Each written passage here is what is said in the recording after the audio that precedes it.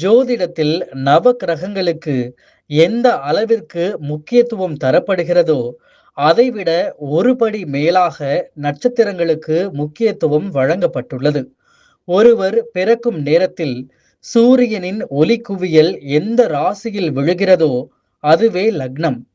சந்திரன் எந்த நட்சத்திரத்தில் பயணம் செய்து கொண்டிருக்கிறாரோ அதுவே ஜென்ம நட்சத்திரமாகும்.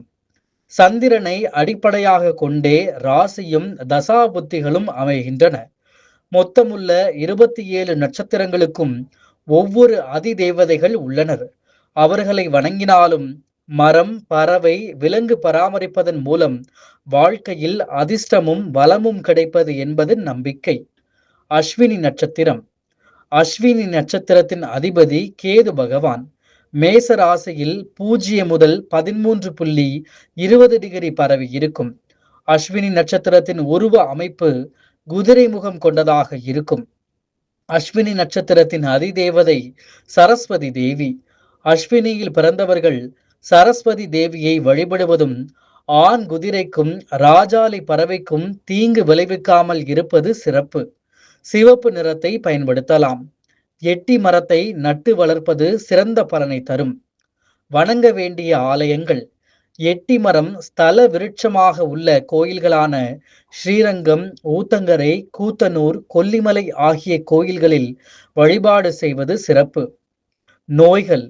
அஸ்வினி நட்சத்திரத்தில் பிறந்தவர்களுக்கு தலையில் காயம் ஏற்பட அதிகம் வாய்ப்புள்ளது.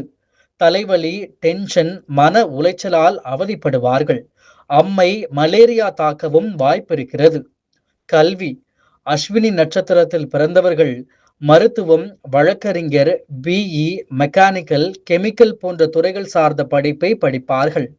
இதற்கு லக்னத்திற்கு 2, 4 பாவங்களையும் அந்த பாவ அதிபதிகளின் நிலைகளையும் கருத்தில் கொள்வது அவசியம். வேலை வாய்ப்பு, வியாபாரம். அஸ்வினி நட்சத்திர அதிபதியான கேது 10ஆம் பாவத்துடன் தொடர்பு கொண்டாலும் அஸ்வினி நட்சத்திரம் மேச ராசியுடன் தொடர்பு கொள்வதாலும் மருத்துவத்துறை, இராணுவம், காவல்துறை, வழக்கறிஞர், இருப்பு சார்ந்த துறைகளில் பணிபுரியும் வாய்ப்பு கிடைக்கும். மேலும் இரும்பு, உலோகம், எண்ணெய், எஃகு, உளுந்து மொத்த வியாபாரம், கழிவு பொருள், வைக்கோல், தவிடு, கிராவல், கனரக வாகனம், ஆட்டோ, ட்ரக், எலக்ட்ரிக் ஹார்ட்வேர், சுரங்க வேலை தொழில்கள் அமையும்.